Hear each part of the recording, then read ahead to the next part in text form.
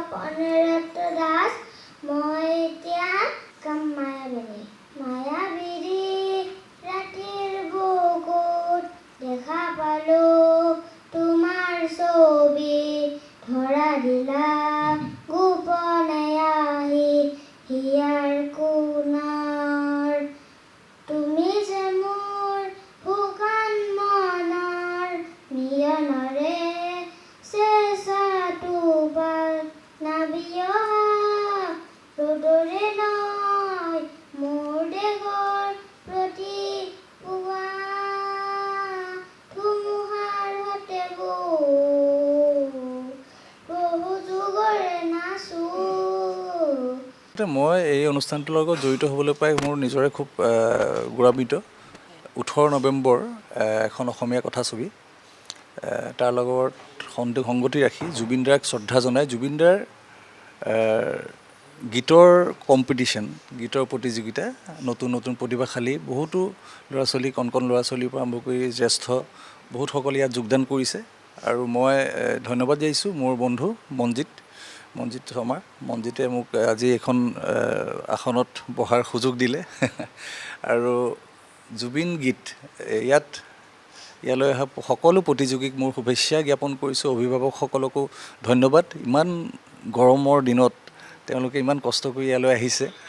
আৰু আমি আশা কৰিছোঁ, আচলতে এই ছবিখনৰ আমাৰ উদ্দেশ্য হৈছে প্লেবেক ছিংগাৰ, যিহেতু আমাৰ এখন কথাছবি বা এখন চিনেমা বা চিৰিয়েলত আমাৰ সংগীত থাকে, সংগীতৰ লগত গীত থাকে, তো সেই গীত পৰিৱেশনৰ কাৰণে আমি ভাল কণ্ঠশিল্পী এগৰাকী সন্ধানত এই অনুষ্ঠানটো আয়োজন কৰা হৈছে।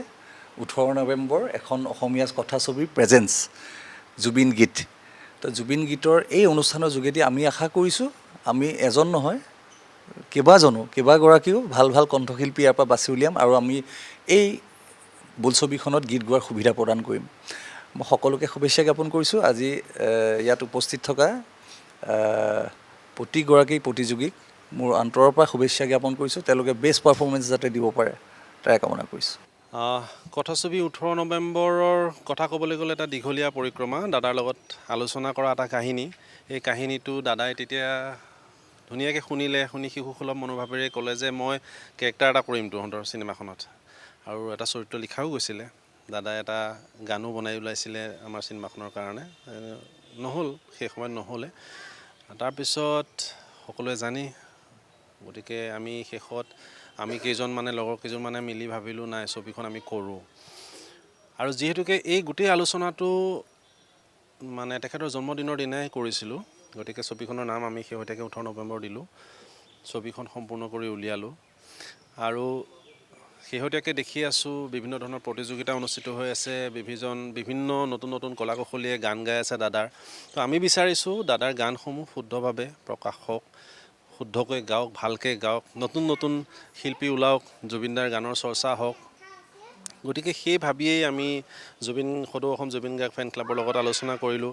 ৰাজাদা আহিল, দিগন্ত শৰ্মা আহিল, দিগন্ত ভাৰতী, বৰ্ণালী বা আহিল, সকলোৱে পৰামৰ্শ দিলে আৰু সেই মৰ্মেই আমি জুবিন গীত প্ৰতিযোগিতাখনি পাতিছোঁ। আৰু ইয়াত এটা আমাৰ উদ্দেশ্য আছে, যিজন শ্ৰেষ্ঠ শিল্পী হ'ব তেওঁলোকে নগদ ধন পোৱাৰ উপৰিও এটা আমাৰ ফালৰ পৰা আছে, এটা গীত আমাৰ ছবিখনত তেওঁলোকে গাবলৈ পাব আৰু সেই বিশেষ গীতটো দাদাক ডেডিকেট কৰিয়ে আমি বনাই উলিয়াইছোঁ। গতিকে সেই কণ্ঠ অধিকাৰীজন আমি বিচাৰি আছোঁ। প্ৰতিযোগিতাসকলৰ পৰা কেনেকুৱা ধৰণৰ আপোনালোকে সমৰ্থন লাভ কৰিছে? কিমানমান প্ৰতিযোগিতাই ইয়াত অভূতপূৰ্ব বহুত প্ৰতিযোগী। এতিয়া ধৰক গুৱাহাটীত প্ৰায় 130জন প্ৰতিযোগী আছে, প্ৰত্যেকখন ডিষ্ট্ৰিক্টতে প্ৰায় সিমানেই আছে। আমি অসমৰ প্ৰায় 16-17টামান লোকেশ্যনত আমি প্ৰতিযোগিতাখন অনুষ্ঠিত কৰিম। এই গোটেই জুলাই মাহটো প্ৰতিযোগিতা চলিয়ে থাকিব। আমি গোটেই টীমটো অসমৰ ইমূৰৰ পৰা সিমূৰলৈ ঘূৰি আছোঁ আৰু খুব ভাল ৰেছপন্স খুব ভাল। আৰু এটা কথা ভাল লাগিছে যে উঠি অহা প্ৰজন্মই লগতে অভিভাৱকসকলে নিজৰ শিশুসকলক জুবিনদাৰ গীতৰ চৰ্চাটো যেনেকৈ কৰাই ৰাখিছে, খুব ভাল কথা। শুদ্ধভাৱে হওক, ভালকৈ হওক আৰু সদায় দাদাৰ চৰ্চা চলি থাকক। জুবিনদাৰ প্ৰতিটো ভাল পোৱাটো আছে আমাৰ, আৰু জুবিনদাৰ বাবেই আচলতে অহাৰ নিচিনা হৈছে, আৰু এনেকুৱা এটা সুযোগ দিছে, ভাল লাগিছে কৰ্তৃপক্ষৰ, ভাল লাগিছে এনেকুৱা এটা আমাক সুযোগ দিয়াৰ বাবে। আৰু জুবিনদাৰ গান বাৰু চৰ্চা কৰিয়ে যাব লাগিব, তো চাওঁ কি হয়, ধুনীয়া ভালেই লাগিছে ইয়াতে আহি তেনেকৈ। আচলতে অনুভৱটো বহুত সুকীয়া হয়, আৰু জুবিনদাক যিহেতু আমি সৰুৰে পৰা ভাল পাওঁ, আৰু জুবিনদাৰ গান শুনি পিনে আমি গান শিকা, আৰু যিহেতু জুবিনদাৰ প্ৰতি আমাৰ এটা বহুত বিশেষ আৱেগ আছে, তো সেই আৱেগটো থকাৰ বাবে আজি ইয়াত আহিছোঁ, আৰু খুব ধুনীয়া হৈছে অনুষ্ঠানটো পতাৰ বাবে, আৰু বহুত বহুত ধন্যবাদ।